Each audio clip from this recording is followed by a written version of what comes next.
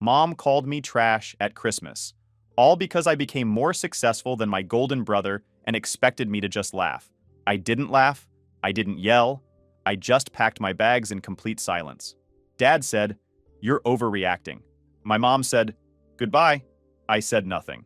Some things don't need words. They need action. Now they're begging. Hey, Reddit. So my mom called me trash at Christmas dinner in front of 18 family members. Not in a joking way. Not in a playful roast way.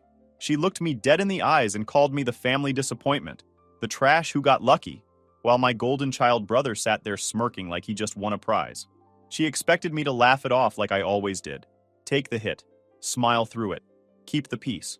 But something snapped in me that night, and for the first time in 31 years, I chose myself. Let me back up a bit because this story needs context. I'm Nathan, 31 years old, and I'm the oldest of two sons. My younger brother Brandon is 28, and from the moment he was born, that kid became the center of my parents' entire universe. I'm not being dramatic here. This isn't some sibling rivalry nonsense where I'm bitter because he got a bigger piece of cake at a birthday party once. This is decades of systematic favoritism that would make a documentary filmmaker weep. Growing up in our house in Ohio was like living in two different realities. There was Brandon's reality, where he was praised for breathing, celebrated for existing, and coddled through every single failure like he was some fragile piece of art. Then there was my reality, where nothing I did was ever good enough, every achievement was minimized, and I was basically treated like the family utility player who existed to make Brandon look better.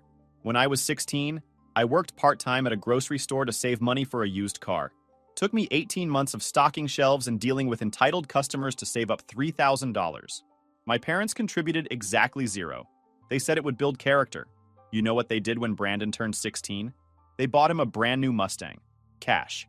No questions asked. When I pointed out the obvious unfairness, my mom literally said the words that still ring in my ears today. She said Brandon was different. Brandon needed more support. Brandon was special. Special. That word haunted me through my entire childhood. Every time I accomplished something, it was expected. Every time Brandon accomplished anything, it was a miracle worth celebrating. I graduated high school with a 3.9 GPA while working 25 hours a week. Brandon barely graduated with a 2.1 after being tutored by 3 different teachers my parents paid for privately. Guess who got the graduation party with 50 guests and catered food? Hint, it wasn't me. I got myself through college on scholarships and work-study programs. I studied finance because I was good with numbers, and I wanted stability, something my family never gave me. I graduated with honors in 4 years, while working nearly full-time.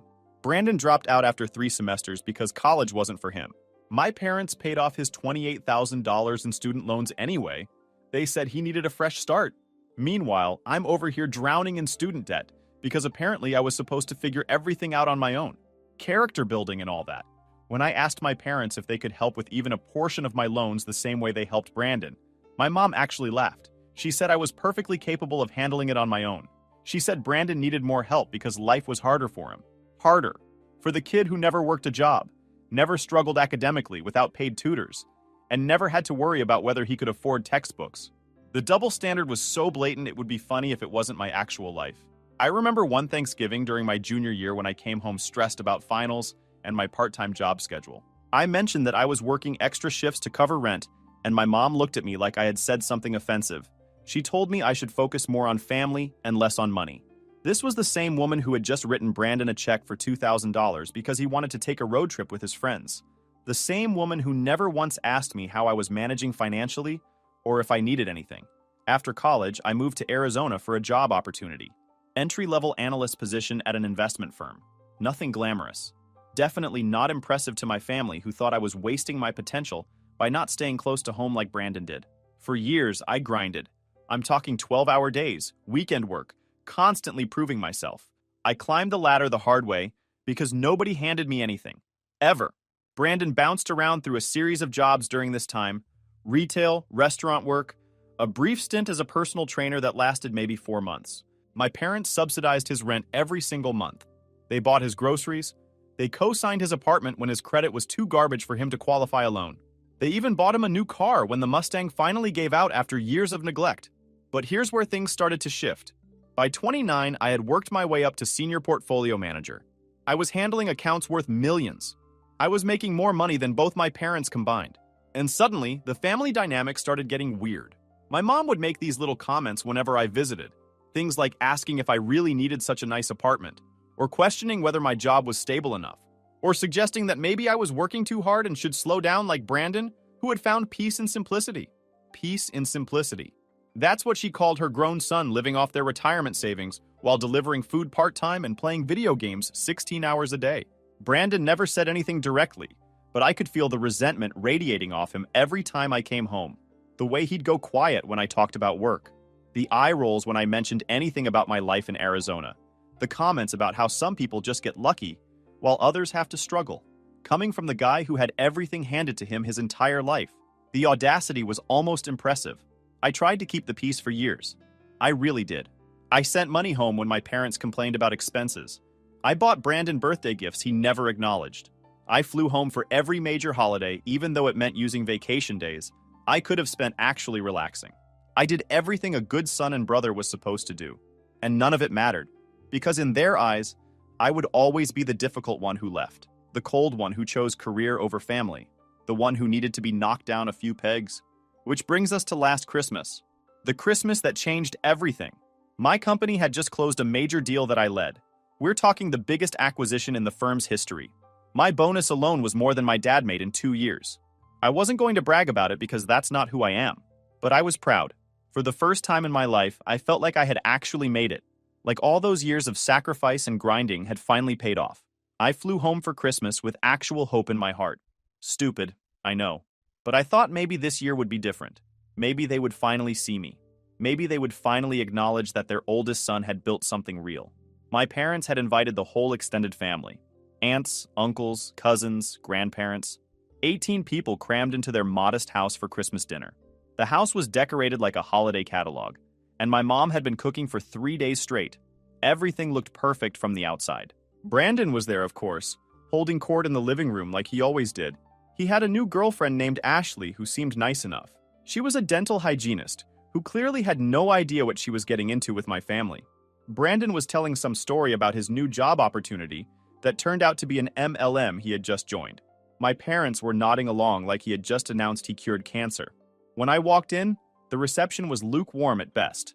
A few quick hugs, some obligatory questions about my flight. Then everyone went back to focusing on Brandon and Ashley and the amazing business opportunity that was definitely not a pyramid scheme. I found myself standing alone by the appetizer table within 10 minutes of arriving. Classic. Dinner started around 6. My mom had outdone herself with the spread. Turkey, ham, all the sides, multiple desserts. We all squeezed around the extended dining table that barely fit in the room. I ended up wedged between my Aunt Carol and my cousin's husband, who I had met maybe twice. The seating arrangement felt intentional. Brandon was positioned at the center of the table, right between my parents, like a throne had been reserved for him. Ashley sat next to him looking impressed by everything, probably because she didn't know any better yet. The conversation flowed the way it always did at these things. Catching up, asking about kids, complaining about weather and politics and gas prices. Brandon dominated most of the discussion, talking about his new business venture like he was already a millionaire. My dad kept nodding enthusiastically, throwing in comments about how Brandon had finally found his calling. My mom beamed at him like he was announcing a Nobel Prize rather than an obvious pyramid scheme. Nobody asked me much of anything. Par for the course. I mostly listened and ate, which was fine. I had stopped expecting attention at family gatherings years ago. You learn to make yourself small when you grow up being treated as an afterthought. Then my grandmother, bless her heart, decided to bring me into the conversation. She asked how work was going. Simple question, innocent enough. I gave a modest answer about how things were going well, how we had a good year, how I was grateful for the opportunities I had. I wasn't bragging. I wasn't showing off. I was just answering a direct question from my 82-year-old grandmother, who genuinely wanted to know about my life. That's when my mom decided to interject. She laughed this cold, performative laugh and said something that made the entire table go silent. She said it was funny how the family trash ended up pretending to be successful. She said I must have fooled a lot of people to get where I was, because it certainly wasn't talent or hard work. She said Brandon was the one with real potential, and I just got lucky because I was willing to abandon my family for money. 18 people. 18 people heard my mother call me trash, call me a fraud, dismiss everything I had accomplished as luck and deception. My grandmother looked mortified. A few of my cousins shifted uncomfortably in their seats. My dad stared at his plate like it was the most interesting thing in the world. And Brandon? Brandon smirked.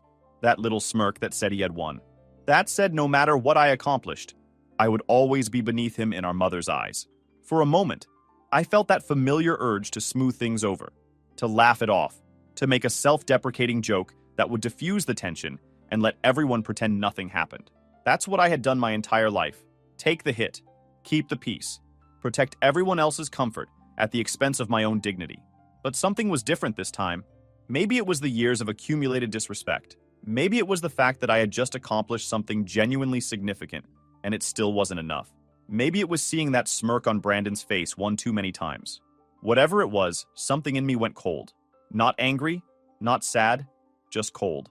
Like a switch flipped and suddenly I could see everything clearly for the first time. I didn't say anything. I just set down my fork, stood up from the table, and walked upstairs to the guest room where my bag was. I could hear the confused murmurs starting below me. My mom calling out, asking where I was going, her voice already shifting to that defensive tone she used when she knew she had crossed a line but wasn't willing to admit it. I packed my bag methodically. Clothes, toiletries, the book I had brought for the flight, chargers. Everything went back into the suitcase with calm, deliberate movements. No rushing, no dramatic gestures, just a man collecting his belongings. By the time I came back downstairs with my bag, half the table had gotten up. My dad intercepted me in the hallway, his face a mixture of embarrassment and frustration. He told me I was overreacting. He said my mom didn't mean it like that. He said I was being dramatic and ruining Christmas for everyone. I looked at him for a long moment. This man who had watched his wife tear me down for 31 years and never once intervened. This man who had funded my brother's failures while letting me struggle alone. This man who was now telling me that my reaction to being publicly humiliated was the problem. I didn't argue. I didn't explain. I just walked past him toward the front door. My mom was waiting there, her arms crossed, her expression a bizarre combination of indignation and something that might have been fear. She said that if I walked out that door, I was making a choice. She said I was showing everyone exactly who I really was. She said goodbye like it was a threat, like she expected me to crumble at the possibility of losing her approval. I stopped at the door. I looked at her. I looked at Brandon standing behind her with that permanent smirk. I looked at my dad who was already shaking his head like I was the disappointment. I looked at the family members gathered in the living room, watching this unfold like it was reality television. And I said nothing, because some things don't need words. They need action. I opened the door, walked out, got in my rental car, and drove to the airport. I changed my flight to the next available departure, and by 11 p.m. on Christmas night, I was 30,000 feet in the air, heading back to Arizona. My phone was blowing up the entire time. Texts from my mom ranging from anger to guilt-tripping to fake concern. Messages from my dad telling me to stop being childish. A single text from Brandon that just said, "Nice tantrum, bro." I read every single one.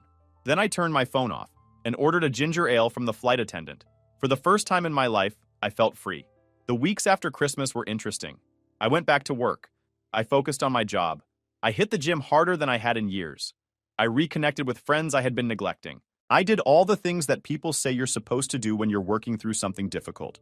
But I didn't reach out to my family. Not once. My mom's messages evolved over those first few weeks. The initial anger gave way to guilt trips. The guilt trips gave way to passive-aggressive comments about how she hoped I was happy destroying the family. Then those gave way to silence for about a week. Then the silence gave way to tentative olive branches that weren't really olive branches at all. Messages asking if I was okay, but carrying the subtext that I should apologize for overreacting. My dad texted me exactly twice. Once to tell me that my mom was really upset and I should call her. Once to say that he hoped I knew what I was doing by cutting off my family. Both messages made it clear that he saw me as the problem, that my reaction to being publicly humiliated was somehow worse than the humiliation itself. Brandon didn't reach out at all after that initial text, which honestly tracked. Why would he? His position in the family hierarchy remained secure. If anything, my absence probably made him feel more validated. I didn't respond to any of them. Not because I was being petty or playing games, but because I genuinely had nothing to say. What was there to discuss? My mother called me trash in front of 18 people and expected me to laugh. My father told me I was overreacting. My brother smirked like he had won some competition I didn't even know we were playing. These weren't people who misunderstood me. These were people who understood exactly who I was and chose to diminish me anyway. The silence stretched into January, then February. By March, I had gone 3 months without speaking to any member of my immediate family. It was the longest I had ever gone, and honestly, it was the most peaceful I had felt in years. I spent those months rediscovering who I was outside of my family's shadow. Turns out, I actually liked myself when I wasn't constantly being compared to Brandon, or made to feel like an outsider in my own family. I picked up hobbies I had abandoned years ago, started reading for pleasure again, took up hiking because Arizona has some incredible trails, and I finally had the mental energy to enjoy them. I even started cooking more, something I had always wanted to do but never had time for, when every ounce of my energy was going toward work and managing family stress. The peace was transformative. I slept better. I laughed more. I stopped having that constant knot in my stomach that I had carried around for so long I forgot what it felt like to not have it. I realized how much of my life had been spent in survival mode, always bracing for the next criticism, the next comparison, the next reminder that I would never measure up no matter what I accomplished. My extended family started reaching out around February. My grandmother called to check on me, and I actually answered because she had never been part of the problem. She told me she was proud of me, that she understood why I left, and that she had given my mother an earful after I walked out. Apparently, half the family thought my mom had crossed a line. The other half thought I should just get over it. Family dynamics are fun like that. My Aunt Carol, the one I had sat next to at dinner, sent me a long email apologizing for not saying anything in the moment. She said she was so shocked by what my mother said that she froze. She said she had always seen how differently I was treated and regretted never speaking up. It meant something to hear that, to know that at least some people had noticed. But the people who actually needed to reach out, my mom, my dad, Brandon, radio silence that actually meant something. Not the silence of reflection or remorse. The silence of waiting for me to blink first. Waiting for me to cave and come crawling back like I always had before. Work continued to go well. Actually, it went better than well. Without the emotional drain of managing my family's dysfunction, I had more energy to focus, more clarity, more drive. I got promoted again in April to vice president of our regional division. I was 31 years old running a team of 40 people, managing portfolios worth hundreds of millions. I bought a house in May. Nothing crazy, but nice. 3 bedrooms, a pool, in a good neighborhood with actual community. I adopted a dog from the shelter, a 2-year-old German Shepherd mix named Duke, who became my best friend almost overnight. I started dating someone I met through a mutual friend. Her name was Rebecca, and she was an architect who had no patience for family drama because she had cut off her own toxic parents years ago. We understood each other in ways that felt rare. Life, for lack of a better word, was good. Actually good. Not the performative good I used to present to family members who didn't care anyway. Genuinely, authentically good. And then June happened. I found out through my grandmother that Brandon's MLM had imploded. Shocking, I know. Turned out the business opportunity was actually a predatory scheme that collapsed when federal regulators got involved. Brandon had not only lost all the money he invested, but had also convinced several family friends to join, resulting in multiple people threatening legal action against him. But that wasn't the best part. Brandon had apparently been living way beyond his means for months, expecting the MLM money to eventually start flowing. Credit cards maxed out, rent unpaid, loans taken out against basically anything he could leverage. When everything collapsed, he was left with nothing. Less than nothing. He was in debt to the tune of about $60,000, with no real job prospects and a reputation in our hometown as the guy who scammed people into a pyramid scheme. My parents, who had been funding his lifestyle for years, were suddenly faced with a choice: bail him out again and drain what was left of their retirement savings, or let him face the consequences of his own decisions for the first time in his life. They tried to bail him out. Of course they did. But the hole was too deep this time. They paid off some of the more threatening creditors, covered his rent for a few months, and then hit a wall. My dad was forced to come out of retirement and take a part-time job at a hardware store. My mom started doing bookkeeping work from home for local businesses. At their ages, they were grinding just to keep Brandon afloat. Meanwhile, Brandon moved back into their house because he couldn't afford to live on his own. The golden child, nearly 30 years old, was back in his childhood bedroom with his parents working to support his failures. I heard all of this secondhand. From my grandmother, from Aunt Carol, from the family grapevine that somehow kept me in the loop even though I hadn't spoken to my parents in 6 months. I'm not going to pretend I didn't feel some satisfaction hearing about Brandon's downfall. I'm human. After 3 decades of watching him fail upward while I clawed for every inch, there was a certain poetic justice to seeing reality finally catch up with him. But I also didn't feel the need to gloat. I didn't reach out to say I told you so. I didn't insert myself into their crisis. I just continued living my life, building my career, spending time with Rebecca and Duke, enjoying the peace I had fought so hard to find. Then the messages started. My mom reached out first, not with an apology, not with any acknowledgement of what she had said at Christmas, but with a request. She wanted to know if I could help them out financially, just temporarily, just until they got back on their feet. She said family helps family. She said she knew things had been difficult between us, but surely I wouldn't abandon them when they needed me most. The audacity was almost impressive. This woman had called me trash 6 months ago, had never apologized, had never acknowledged that she did anything wrong, and now she was asking me for money because her golden child's failures had finally caught up with everyone. I didn't respond. A week later, my dad reached out with essentially the same request, wrapped in slightly different language. He talked about how hard things had been, how they never expected to be in this situation, how family was supposed to stick together through thick and thin. He mentioned my success several times, emphasizing how proud they were of what I had accomplished. Funny how that pride only showed up when they needed something from me. I didn't respond to that either. Then Brandon reached out. That one actually surprised me. His message was shorter than our parents' attempts, less pleading, more entitled. He said he knew we had our differences, but that I was still his brother. He said he was going through a rough patch and could use some support. He said he would pay me back once he got back on his feet. He even threw in a comment about how I had always been the smart one, and he was just trying to learn from my success. I read that message 3 times, looking for any hint of genuine remorse, any acknowledgement of the years of mistreatment, any sign that he understood why I had walked away. There was nothing. Just a golden child expecting the universe to provide for him once again. This time through the brother he had spent 30 years looking down on. I didn't respond to that one either. By August, the radio silence from my end was driving my family crazy. I know this because my grandmother told me, and because the messages had evolved from requests to demands to outright guilt trips. My mom sent me a message calling me selfish, saying she couldn't believe she raised someone so heartless, saying I was abandoning my family in their time of need when they had always been there for me. That last part almost made me laugh out loud. Always been there for me? In what alternate reality?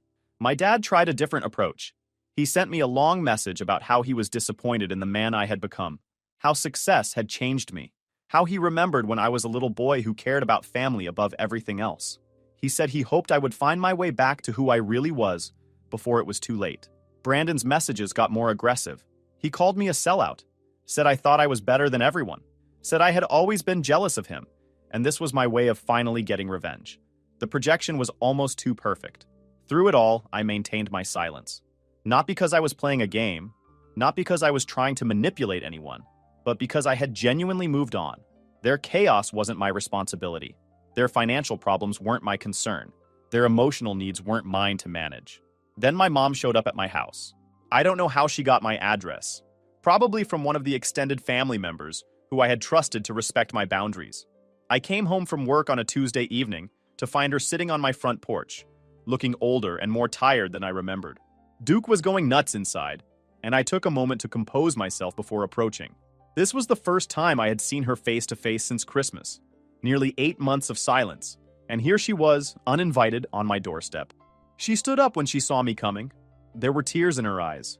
She started talking before I even reached the porch, words tumbling out about how sorry she was, how she didn't mean what she said at Christmas, how she was just stressed and took it out on me, how she had always loved me even if she didn't show it right. I let her talk. I stood there on my own walkway, keys in hand, and let her get it all out. The apologies, the excuses, the justifications, the tears, the pleas. She talked about how hard things had been since I left, how my absence had created a hole in the family, how she lay awake at night wondering where she went wrong, how she never realized how much her words could hurt until she saw me walk out that door on Christmas. It was a masterful performance, honestly. If I hadn't lived through 31 years of her behavior, I might have believed it. But I knew my mother. I knew how she operated, and I knew that tears from her usually preceded a request for something. When she finally stopped, I asked her one question. I asked her why she was really here. The tears stopped almost immediately. Her expression shifted, and there it was. The real reason. They needed money. Brandon's situation had gotten worse.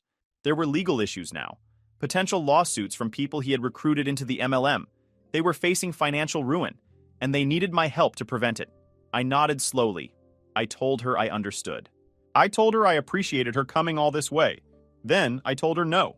Not angrily, not vindictively, just honestly. I said I wasn't going to bail out Brandon or fund a lifestyle they couldn't afford. I said if they needed financial advice, I could recommend some professionals who might help them restructure their debts. But I wasn't going to write a check to make their problems disappear. She tried arguing, pleading, guilting. She brought up everything she could think of. How she carried me for 9 months. How she sacrificed for me when I was young. How family was supposed to mean something. I asked her what family meant when she called me trash in front of everyone. What family meant when she spent 30 years favoring Brandon, while I had to earn everything on my own. What family meant when she never once acknowledged my accomplishments, unless she needed something from me. She didn't have answers, just more tears, more deflection, more attempts to make me feel guilty for having boundaries. I told her she was welcome to stay at a hotel in town if she needed rest before traveling back. I offered to pay for one night as a courtesy, but I made it clear she wasn't staying at my house and that no amount of showing up uninvited was going to change my decision.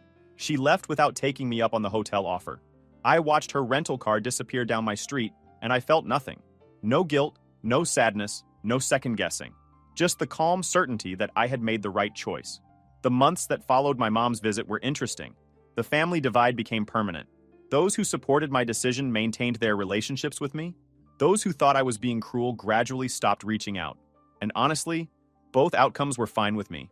My parents continued struggling. They sold their house and moved into a smaller apartment. My dad's part-time job became full-time. My mom's bookkeeping work expanded. They were, for the first time in their lives, facing actual financial consequences. Brandon bounced around for a while, couch surfing with friends. Brief stints at various jobs. Ashley had dumped him sometime around July when it became clear his business opportunity was actually a financial disaster. Last I heard, he was working at a warehouse somewhere, finally earning his own money for what might have been the first time ever. Did I feel bad for them? In some abstract way, maybe. They were still my family biologically. I didn't wish them genuine suffering, but I also wasn't willing to sacrifice my own well-being to rescue them from consequences of their own making.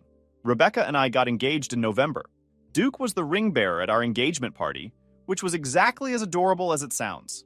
We bought a bigger house together, started talking about kids, built a life that felt genuinely fulfilling in ways I had never experienced growing up. The engagement party was perfect. Just 30 people who actually cared about us. Friends from work, Rebecca's family who welcomed me like their own son, a few of my cousins who had reached out after Christmas. No drama, no hidden agendas, no one trying to diminish anyone else. Just genuine celebration of two people who found each other. Rebecca's parents flew in from Oregon for the occasion. Her dad pulled me aside at one point and told me he was glad his daughter found someone who understood the importance of boundaries. He knew about my situation because Rebecca had told them, and instead of judging me for cutting off family, they respected me for it. It was the first time I had experienced what supportive in-laws could feel like. The contrast with my own family was stark. We spent that winter planning our future, not just the wedding, but everything, where we wanted to live long-term, how many kids we might want, what kind of life we wanted to build. These conversations felt easy with Rebecca because neither of us carried the baggage of trying to please people who would never be satisfied. We were building something new, something ours, something that wasn't weighed down by generational dysfunction. My grandmother passed away in February of the following year, peacefully, in her sleep, at 83 years old. I flew back to Ohio for the funeral. It was the first time I had seen my parents and Brandon in over a year. The funeral was awkward, as expected. My mom tried to hug me like nothing had happened. I accepted the hug briefly and stepped back. My dad nodded at me from across the room. Brandon avoided eye contact entirely. We were strangers who happened to share DNA, and everyone in that funeral home could feel it. After the service, my mom pulled me aside. She looked genuinely older, more tired, more defeated. She said she had been thinking a lot about everything. She said she understood why I had pulled away. She said she wished things had been different. It wasn't quite an apology, but it was closer than anything I had gotten before. I told her I appreciated that. I told her I hoped they were doing okay. I told her that I didn't hate her or Dad or Brandon. I just couldn't be part of a family that didn't respect me. She cried. Real tears this time, not the manipulative kind from her visit to Arizona. She asked if there was any way we could start over, any way we could rebuild what had been broken. I thought about it, really thought about it. This wasn't a snap judgment. This was a moment I had imagined 1,000 times since walking out that Christmas night. I told her that rebuilding would require acknowledgement, real acknowledgement of the favoritism, real acknowledgement of the damage it caused, real acknowledgement that I had been treated as less than my entire life, not just words designed to get me to write a check, actual understanding of the harm that had been done. I told her that if she and Dad ever wanted to do the work of genuinely rebuilding our relationship, I would be open to it. But that work had to come from them. I wasn't going to coach them through it, or accept half measures, or pretend everything was fine for the sake of family harmony. She nodded, said she understood, said she would talk to my dad about it. That was 14 months ago. I got a letter from my mom last month, an actual handwritten letter, which she used to do when I was at college before the relationship deteriorated. It was 6 pages long. She went through specific memories from my childhood, the time they forgot my 15th birthday because Brandon had a soccer tournament, the time they skipped my college graduation ceremony because Brandon was sick with a cold, the way they always introduced Brandon first at family events, always talked about him more, always made me feel invisible. She acknowledged all of it, every single instance I had mentioned at the funeral, and a dozen more I had forgotten about. My dad added a page at the end, shorter, more practical, but he admitted he failed me by never standing up when he should have. There was no request for money anywhere in that letter, no ask for anything, just 2 people finally owning 30 years of mistakes. I called my mom the next day, first time in nearly 2 years. We talked for almost 3 hours. She cried. I didn't. I told her exactly what those years felt like. She listened without making excuses. That was new. 2 weeks later, they flew out to Arizona. I picked them up at the airport. My mom hugged me and didn't let go for a solid minute. My dad shook my hand, then pulled me into a hug too. First time he had done that since I was maybe 12 years old. They stayed for 5 days. Met Rebecca properly. Fell in love with Duke immediately. My dad spent an entire afternoon throwing a tennis ball in the backyard, while Duke ran himself ragged. My mom helped Rebecca pick out paint colors for the nursery. Normal family stuff. The kind of stuff I never thought I would have with them. On their last night, we sat on the back patio after dinner. My dad cleared his throat and said he had something to tell me. He said they had officially cut Brandon off. Completely. No more money, no more bailouts, no more covering his rent or his mistakes. He said they should have done it 20 years ago, but they were too scared he couldn't handle it. He said watching me walk away that Christmas made them realize they had been protecting the wrong son. My mom added that Brandon hadn't taken it well. He called them every name in the book, accused them of choosing me over him, threatened to never speak to them again. They let him. They said if he wanted to come back into their lives, he would have to do it on his terms as an adult, without expecting handouts. Last I heard, Brandon was still working at that warehouse, still living with some friend in a cramped apartment, still bitter, still blaming everyone but himself. Ashley dumped him 8 months ago when the money ran out. He tried reaching out to me once, about 3 months back, asked if I could loan him $5,000 to start a new business venture. I didn't respond. Rebecca and I got married in April. Small ceremony, 50 people. My parents were there, sitting in the front row. My mom cried through the whole thing. My dad walked up to me afterward and told me he was proud of me. First time he ever said those words to my face. Duke was the ring bearer. Custom tuxedo. Stole the show. Rebecca still has about 200 photos of him on her phone from that day alone. If you enjoyed this video, please hit that subscribe button. It really helps the channel and help us bring you more and better stories. Thanks.